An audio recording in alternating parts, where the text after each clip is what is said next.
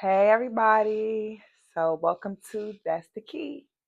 This is our second podcast episode and I'm excited, y'all. First of all, thank you for everybody who actually liked, commented, subscribed, shared. I absolutely appreciate it, y'all. The feedback and the response has been so good, so affirming, and I appreciate you guys so much. This was putting yourself out there is not always an easy thing. So I very much appreciate all of you guys' support. I also appreciate those of y'all that keep reaching out to me about the things that y'all wanted to do too. For those of us that are getting older, I use that term loosely. We are very adverse to trying new things sometimes. So I think it's been real cool to hear how many people have something that they about to have the audacity, that's the key, to try and do. So keep me updated, keep letting me know what y'all are doing. But overall, just thank y'all for the support on this first run. This is episode 2, y'all, and let's hope this goes real smooth and real good. Y'all, the uploading process, listen, I take my hat off to all real content creators, the people out here that are shooting this content out very consistently. I'm sure y'all have teams and y'all are doing things, but for those of y'all that I know are in y'all houses, making y'all content, editing your content, posting it, uploading it, and hoping somebody reposts it, hat goes off to you because it is a lot of work. And that would be the thing that I would say. It's a lot of work. But we're going to figure it out and we're going to do all the things. Also, y'all see this? Shout out to my friend who didn't think my Ricky Lake cards was a good idea. Y'all, Ricky was that girl back in the day. I just wanted my little talk show host cards like Ricky. Go Ricky. Like, don't act like Ricky wasn't that girl. So here we are. It's the golden ticket. This looks sweet, right? So next time it'll probably be branded. We'll see. We just start and then perfect it as we go. So I just wanted y'all to take a quick moment to get into these gold cards with my notes on it. And I think it looks sweet. And there's that. Um, also I'm getting thank you for my sponsors. Thank you to my sponsors. Today I'm wearing Cami Colace. She's not my sponsor, but I just want to get used to saying thank you to my sponsorships because I'm pretty sure, somebody's gonna send me something nice to wear for one of these recordings real soon.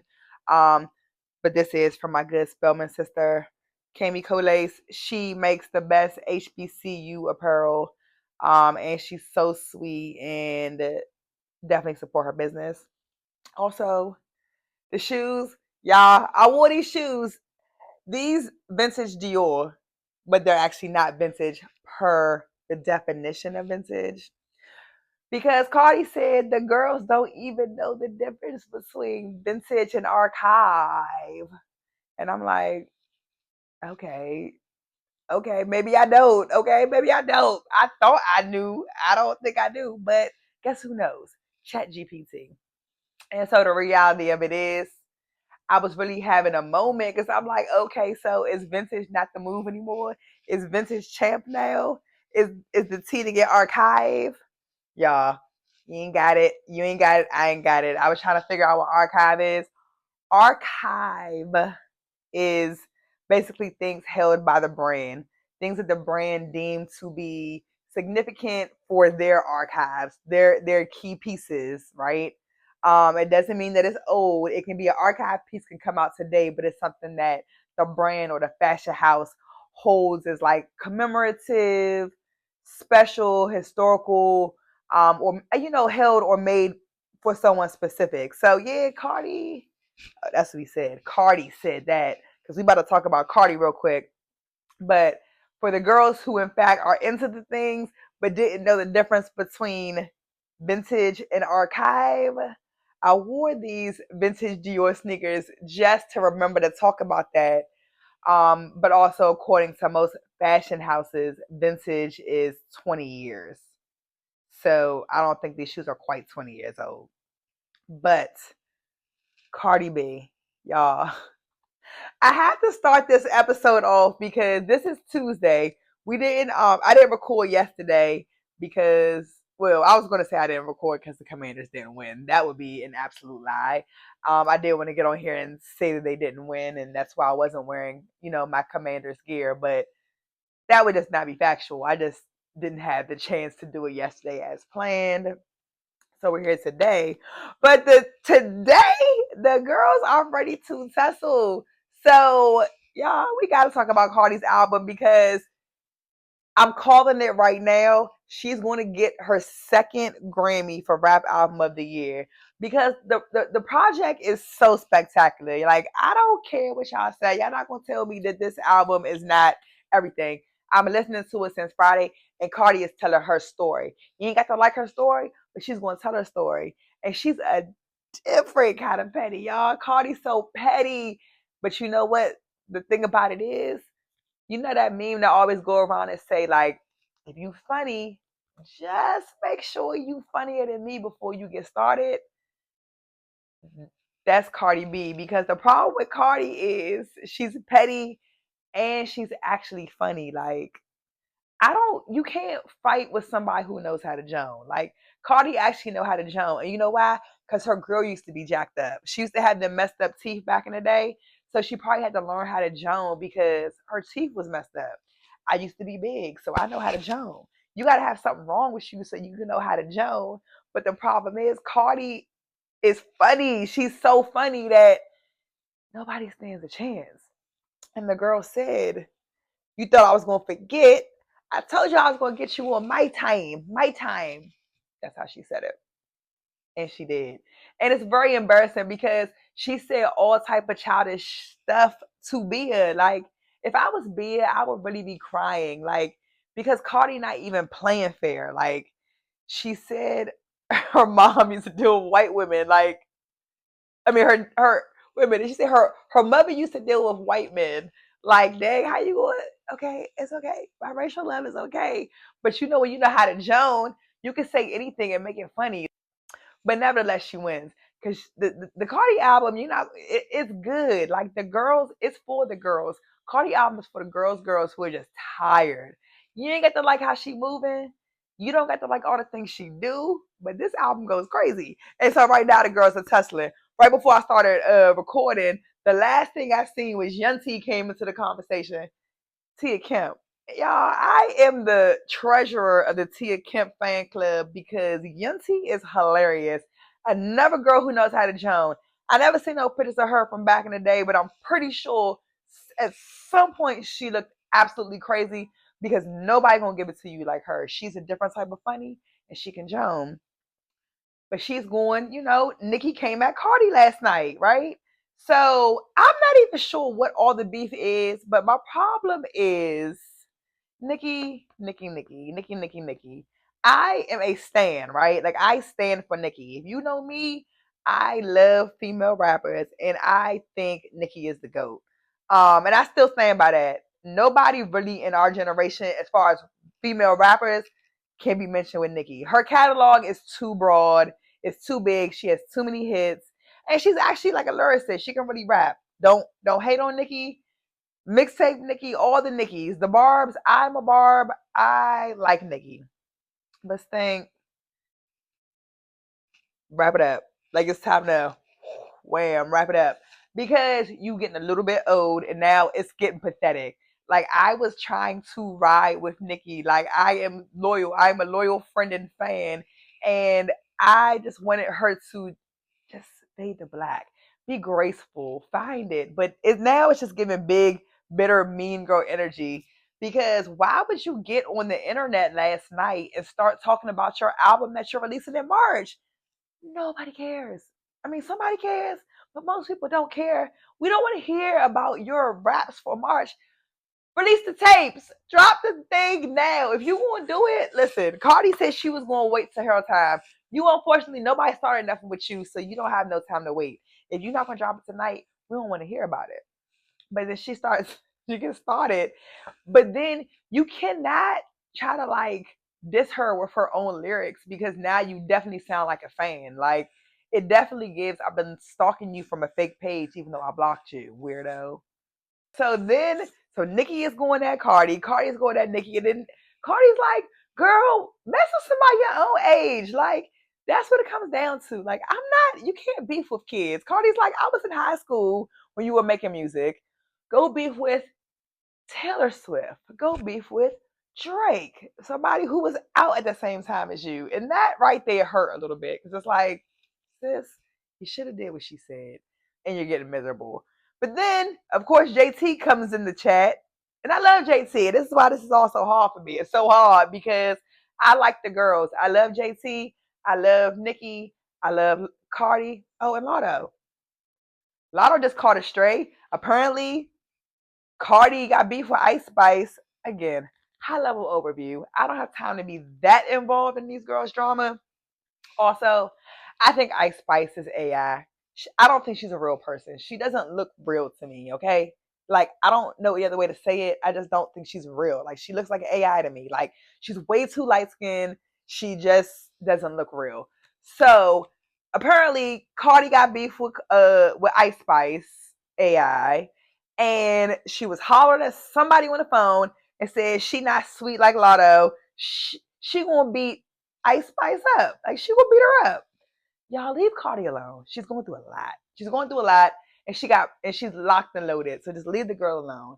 So right now, all the girls are tussling. JT, Lotto, Nicki, everybody.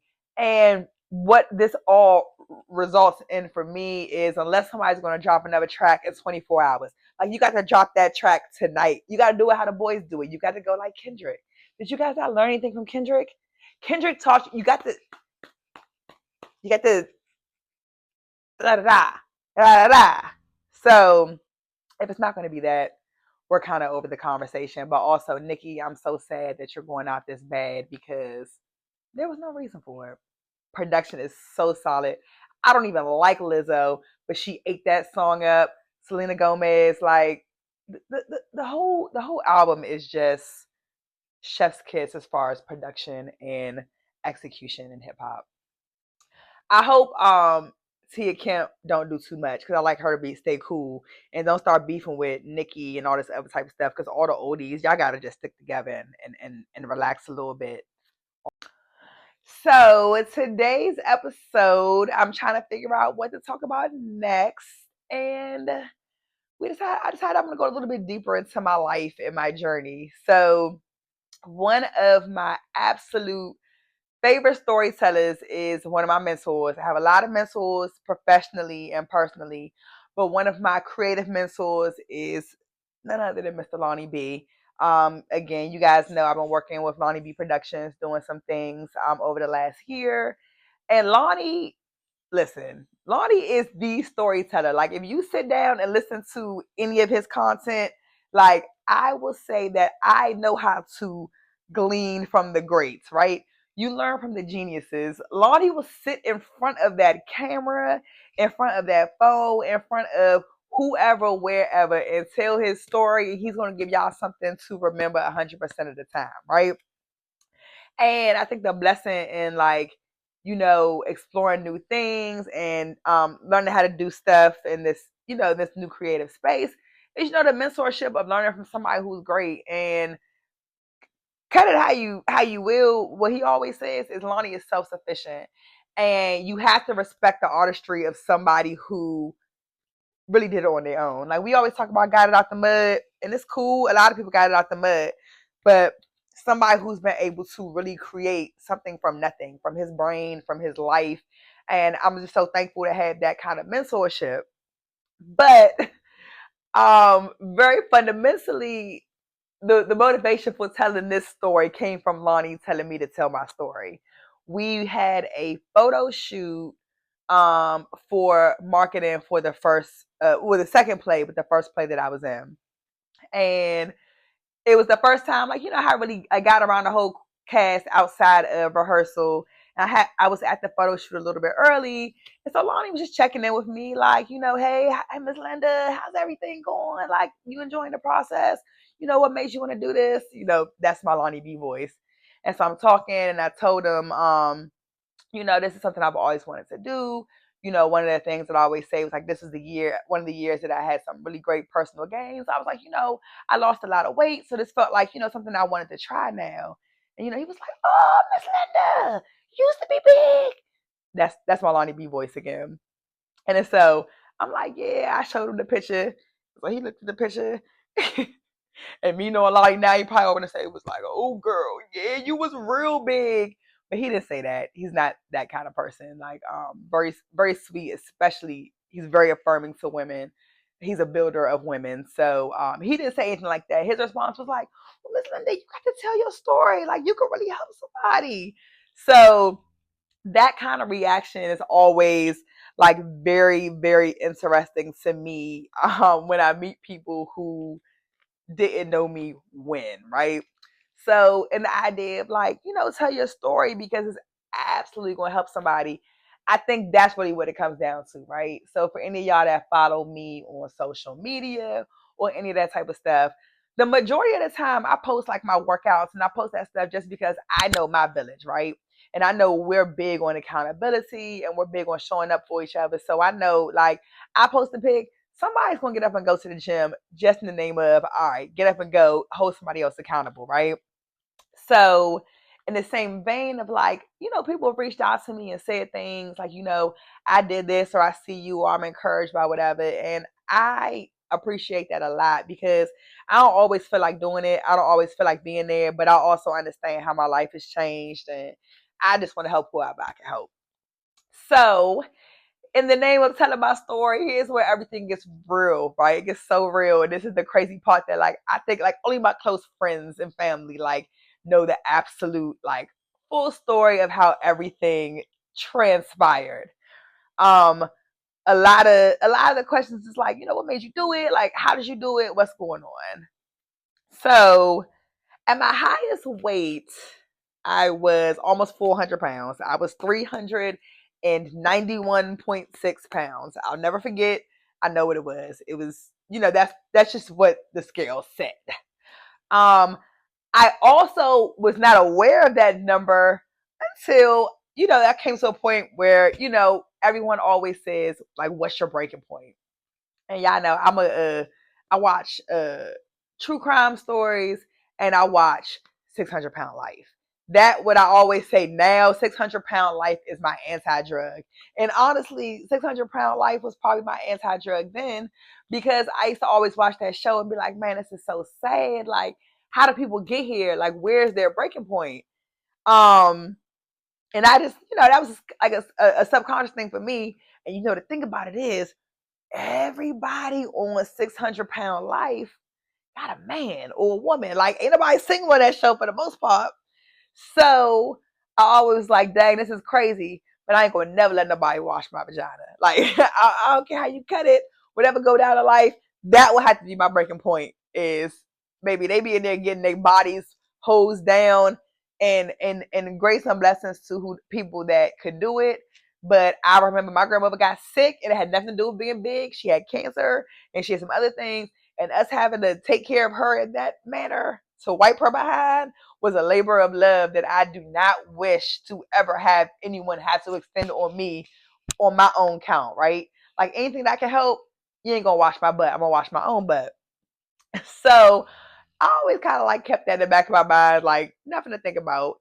And I'm just out here living life, right? Like, very fundamentally, again, I don't know that I was big. I mean, I know I was bigger, right? I know I was a big girl. I know I was like 400 pounds big, right? And I think it's always because you think about like living life, and I had figured out a way to live at that size, right? I don't think I had realized I had got that big. So, one day I am in the shower. Like, I'm in the shower getting showered.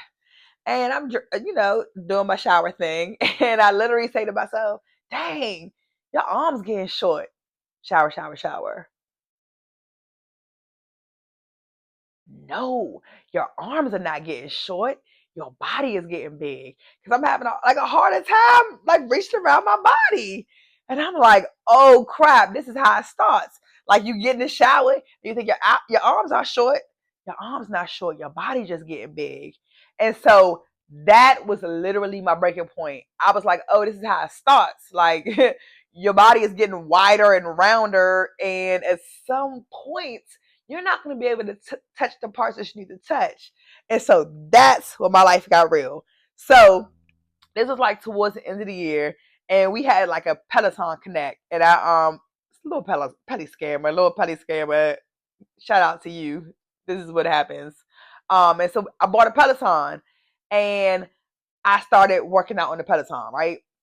So I'm doing my thing. I'm working on the Peloton, working. And I think I lost like my first maybe 35 pounds on the Peloton, right?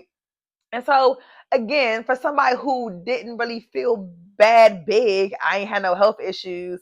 I didn't have no other problems. Like that was cool. So I lost my little weight. I want my little Peloton. And I'm like, okay, I'm on my way. Nobody's gonna have to shower me because we're not doing that. And then the next push in my weight loss journey was I had a birthday party. I had a Barbie party. It was a Barbie themed party, and I was on the run Barbie, like Jay-Z and Beyonce. I had my little net mask on, I had my hot pink gun, and it would have been like the look was all effort and great execution, but I hated how I looked at them pictures. Like literally the whole evening after that, I was looking at them pictures like, I hate these pictures, I hate these videos. I could have ate this look up so bad and clock it because I'm gonna run it back. I think 43, I'm gonna have another Barbie brunch, but I hated how I looked in those pictures. And I think that was that first time that I was like, ooh, this is not as cute as I think it is. And that party was on a Saturday. My little cousin had started working out with this new trainer, and I started going on that Monday. And really, from then, I just never stopped. Like, I never stopped going to the gym. That was like 3 years ago. And I just kept going. Like, at that point, it was just like, I gotta lose some weight. And I told myself, I was very averse to weight loss surgery, and I think it's a great tool for people who need it. But without going too deep, I have a history of substance abuse in my family. Substance abuse and addiction runs heavy in my family. That's a spur that definitely runs in my family, and I don't desire to put myself in any position that I might potentially have some kind of issue. Like I know some people who have had some issues with addiction to specifically addiction to the pain pills as a result of getting weight loss surgery. And so for me, I didn't want to run down that path if I didn't have to. So I told myself, give yourself one solid year with no excuses. Work out hard for 1 year, figure out how to eat right for 1 year, and if you don't have no progress, then look into getting the surgery. And of course, after 1 year of like no excuses, get my butt up, I started working out with a great trainer. And I was going to the gym at 4:45, like between 4:45 and 5 o'clock in the morning every day. And it was crazy, right? Then I started seeing the results. And just going that early, I think is what really, created that level of like discipline and consistency to do it. And I just never stopped. Like, so I just decided, like, all right, so I'm gonna do it. So the first year, I absolutely lost weight. I don't really remember the numbers at this point, but it worked. So I said, okay, no weight loss surgery will be needed. Let me keep working out. So then I had another trainer that I used to go to back in the day. Started going back to Ali, and me and Ali been locked in ever since. And really, that's what it comes down to. Like, I just started going and just absolutely never stopped. Once I decided I didn't want to do the weight loss surgery thing, I realized like I was going to have to keep working. Ali used to train, and I always say this, and I still stand by this. My first trainer was amazing, but he's a performance trainer. He's a great trainer for like if you're an athlete and you need somebody who can help train you like to be a performance athlete, that's your dude. He a little funny young fly joint, so he used to, he do his little podcast too. Shout out. But he's also one of them dudes that like to talk about the girls with the big backs. And so a topic for another podcast is, and not him, dudes love talking about girls with big backs, but a lot of these men out of shape too. But we'll talk about that later. But for me, baby, you can't talk about my big back again because I can joan too. So before I get in a place where somebody think they're gonna bid on me for being big, I'm just going, and he never did. Very respectful, never had an issue. But I did also realize for the long term run of my success, I probably would need a trainer who more so, has worked with people that are not performance athletes, regular women, regular people. And Ali has an amazing track record for training people for years, right? You don't see a lot of trainers who have clients that have been going to them for years. People dip in for, a couple months for a vacation, for a wedding, but don't stay. The thing that I love most about Ali is he has so many clients that have been with him for years. Specifically, one client that was big. He was big. He was big like I was big. And I watched him get smaller. So I knew that, Ali knew how to train big people because everybody can't do it. Um, and really, that's just what it came down to. Like a lot of mad veggies, yo. A lot of veggies and a lot of working out. Just a lot of like, don't eat that. I ain't gonna eat that no more. Like, I don't have no real like great magical answer as far as diet. People hate that answer too because I still live my life, and that's why it took so long. Like it's been three years. I'm kicking like lost about 190 pounds. But it took a long time, and it could definitely happen way faster than that. But I changed my lifestyle, which means I still do what I want to do. I still eat on the weekends and some weekdays and things like that. But just overall, that's where my life got to. I got to this point where it was just like I got to do something. I got to make a change. And once I started making the change, like it just didn't stop because you find this you realize like, okay, this is okay, this is working, this is all good. And um really what like a lot of that come down to is just like, I don't know, like somebody asked me, it's always interesting for me when I meet people that didn't know me before. So I was sitting down having dinner with one of my friends, and he was like, I showed him an old picture, and he's like, well, you don't even look like, basically like, I can't even imagine you being like that. So he was like, well, what was you doing? You just eating a lot of food or something? And it's like, no, not at all. Like that wasn't even my thing. Like I know a lot of people, maybe some people did that. I was always a bigger girl, right? I'm actually about the size now that I was in high school. I'm like a size 12, 14. And that's about the size I was in high school. And I was just always a heavier girl. Like I never ate nothing more. And quite frankly, I probably ate less on a regular basis and in public because I was always aware of being bigger. So I ain't never want to go out nowhere looking all greedy and stuff. So I ate normal food. Like I still don't know. Maybe I had PCOS. I never really got tested for any of that type of stuff. I just knew I was big and I needed to get smaller. And that's what I did. I don't really have no great deep answer for it. Um, eat eat less, work out more, drink more water, mind more of your business. I mean, there's a lot more I could go into with that piece too, but high level, that's what a lot of it came down to. Um, and so, I don't have no real deep answer. Like it's just very interesting again meeting people that didn't know me before. And it's just like me telling that story, it's just like I don't know. I was just living life. Like I ain't never had I was always on. And again, I don't say that to be like cocky or nothing. Like I never felt less than. I always had cool friends. I could always dress. Like I mean, of course, finding clothes is a lot more difficult, but I figured out how to be all the things. So, you know, I don't know. I ain't want nobody to wash my butt. I wanted to wash my own butt. So once I realized my body was getting bigger, I had to make it smaller. And that is really what it all it all came down to for me. Is just, you know, not wanting to be that big no more because, I just don't. Um, and then like everything, then you realize once you start losing weight, like everything definitely comes easier. Like stuff changes, life changes, stuff becomes easier, and things that because I was not a sick person, I didn't have no bad health issues. My numbers were always good. I could travel. I did everything. Like I probably just thought I was skinnier than I was. I probably thought I was skinny and then realized I was big. I didn't realize I was that big until now. Like I didn't realize I felt bad until I felt good. Like I feel great now, but I never felt bad then.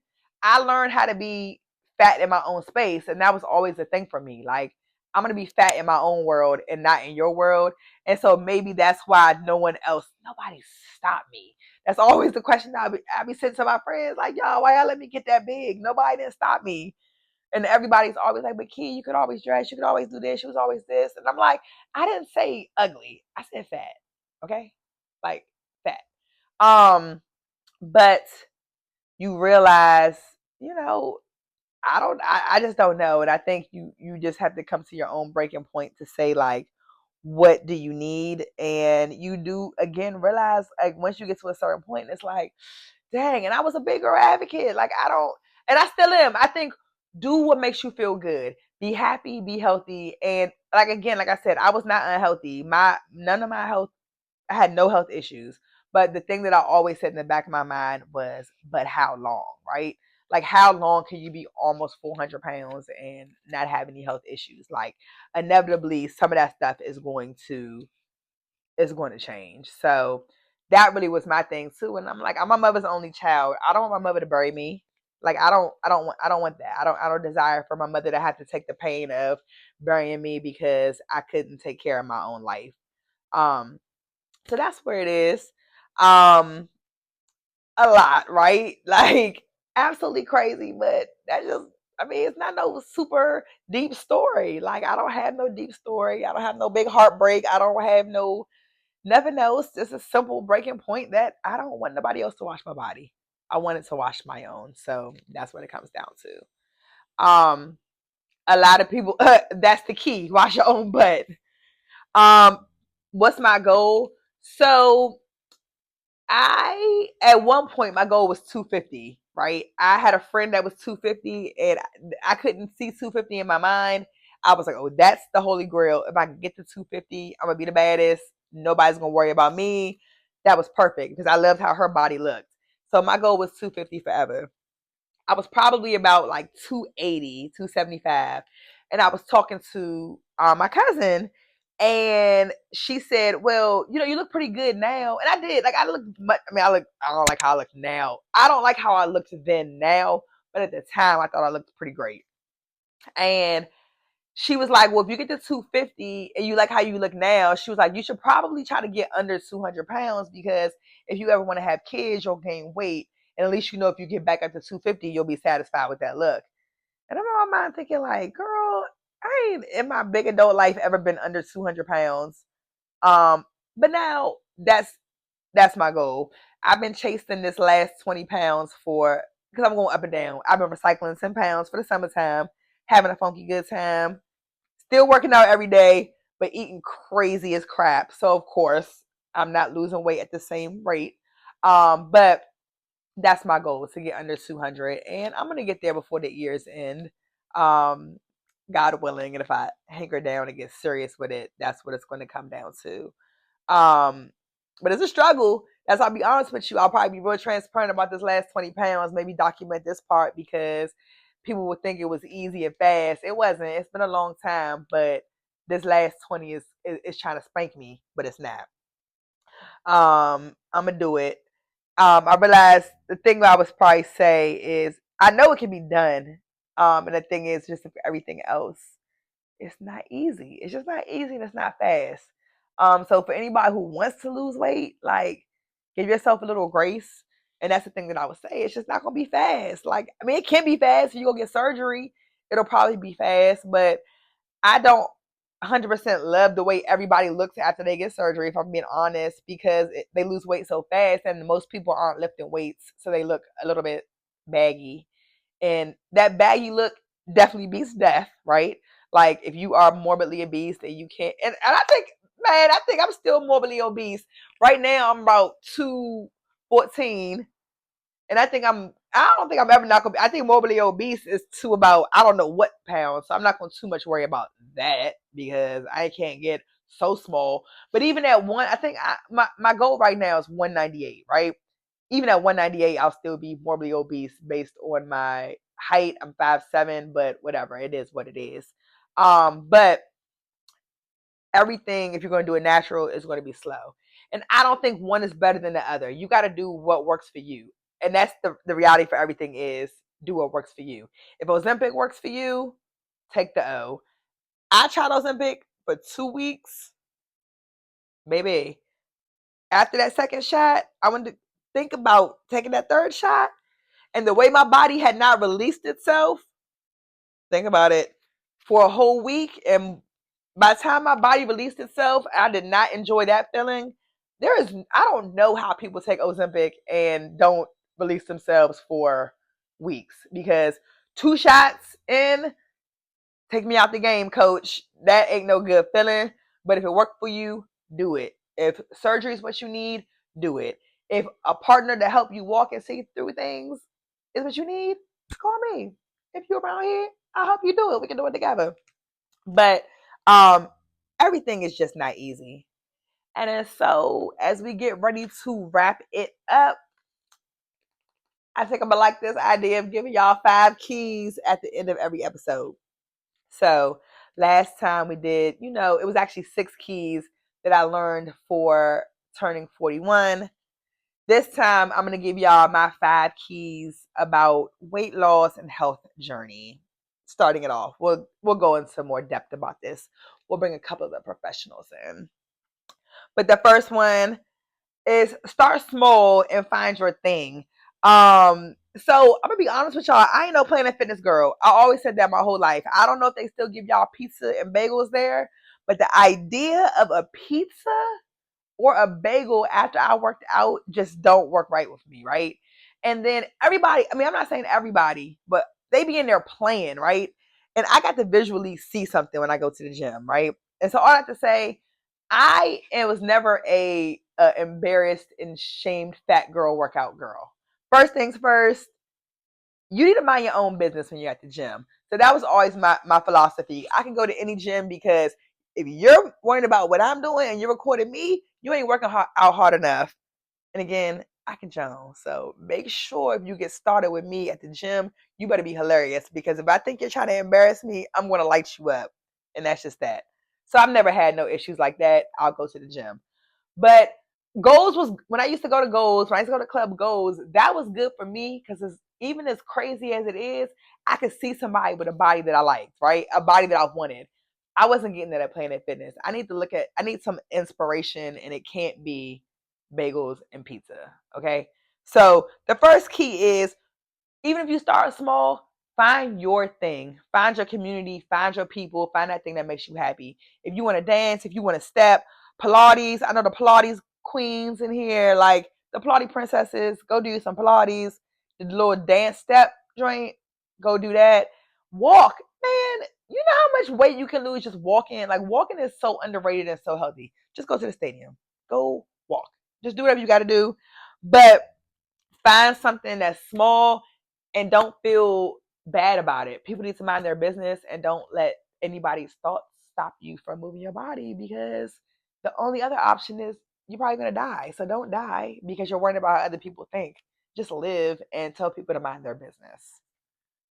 Number 2,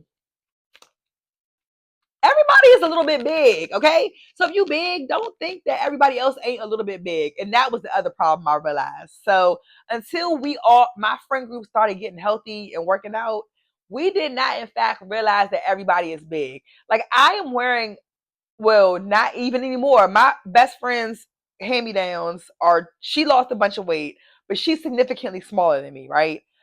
Her hand-me-downs are too big for me now, some of them, which means she was a size 14 at one point, and I think she's like a size 6 now, right?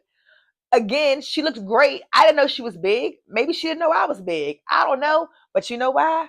The number 2 thing is, everybody is a little bit big. Like, that big BBL look, like, it's cool, but the reason to think about it is the girls actually are a little bit heavy. Like, a lot of these girls are heavy.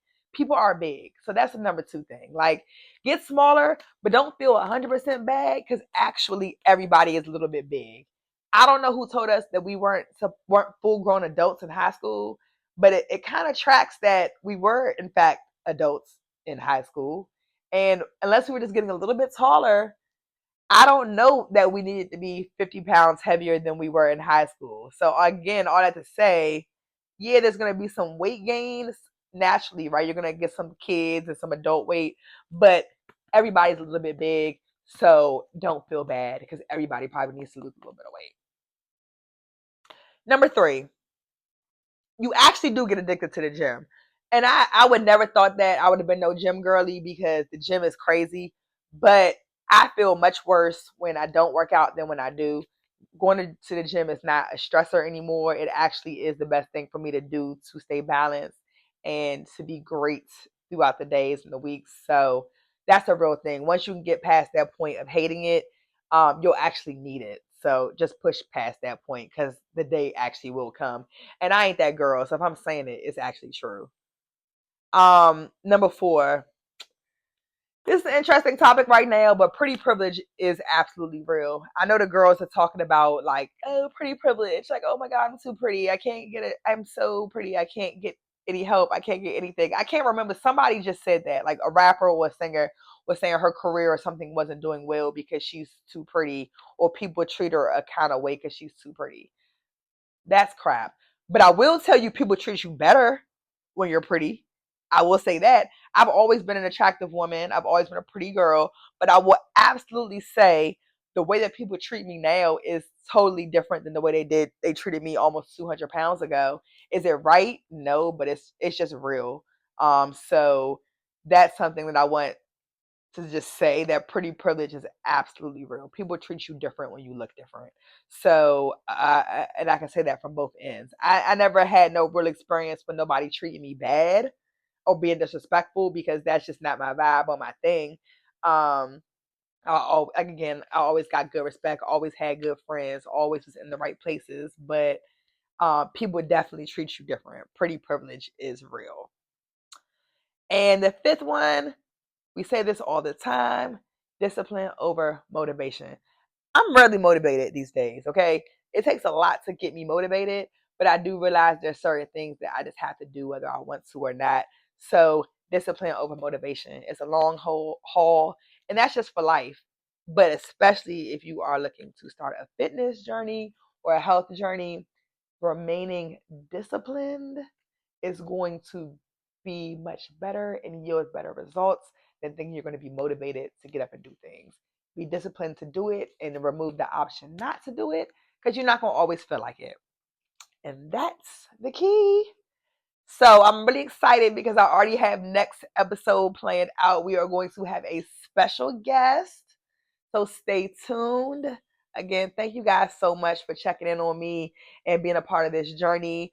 Comment, like, share, and subscribe on all the platforms. This will be up on Spotify, Apple Music, all the things. And yeah, let's do this together. Thank you.